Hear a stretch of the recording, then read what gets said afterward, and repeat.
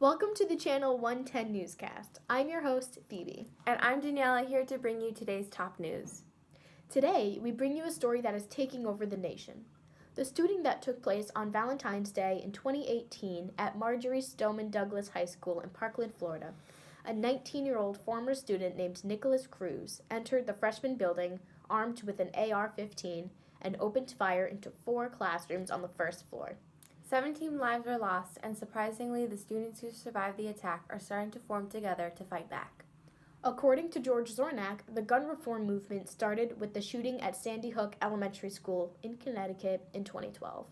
There were 26 fatalities, 20 children from the age of 6 to 7, and 6 adults. Before this event, when a gunman killed 12 and injured 17 in a movie theater in Colorado, President Obama did not make any change. Democrats offered feasible pleas for new gun limits, and Republicans offered thoughts and prayers. No substantial laws are passed, and the nation moves on. However, after the Sandy Hook shooting, outrage and shock spread across the nation, and new gun control groups were formed. The first real gun control push was developed in 2013. About a year after Sandy Hook, a bill was proposed by Senators Joe Manchin and Pat Toomey, which would have expanded background checks for gun purchases and heightened gun trafficking penalties. However, it failed to get the necessary 60 votes in the Senate.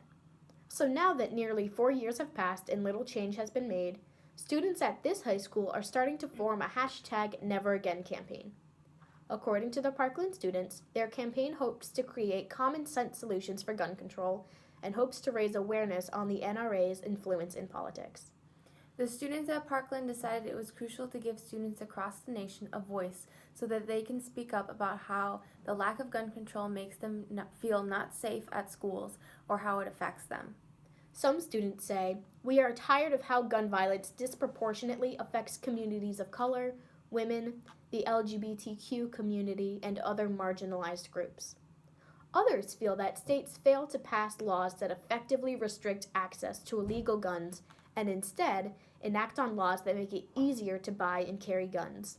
Someone then added, "They fail to sufficiently value Black lives and the lives of other Americans affected by gun crimes and violence. Thoughts and prayers are not enough." To ensure the youth's voices were heard, Parkland students decided that it would be best to organize a March for Our Lives campaign that would be student-led. They would allow youth to speak at the march and allow people under the age of 24 to submit official poster designs. After a successful campaign, many moving speeches were written and given by youth. Many students felt empowered and hopefully heard. Support for stronger gun regulations spiked to 68% after the march, up from 60% last November. Public support for the NRA is down to 37%. Companies from Delta Airlines to Hertz to MetLife cut ties with the NRA.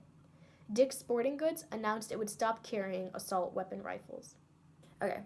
The March for Our Lives campaign inspired youth across America, including an 11-year-old girl named Greta Thunberg.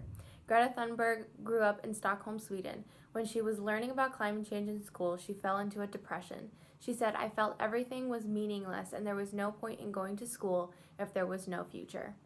She then decided to take a stand, so she sat outside the Swedish parliament in Stockholm carrying a sign that read, "School Strike for Climate," but it was written in Swedish.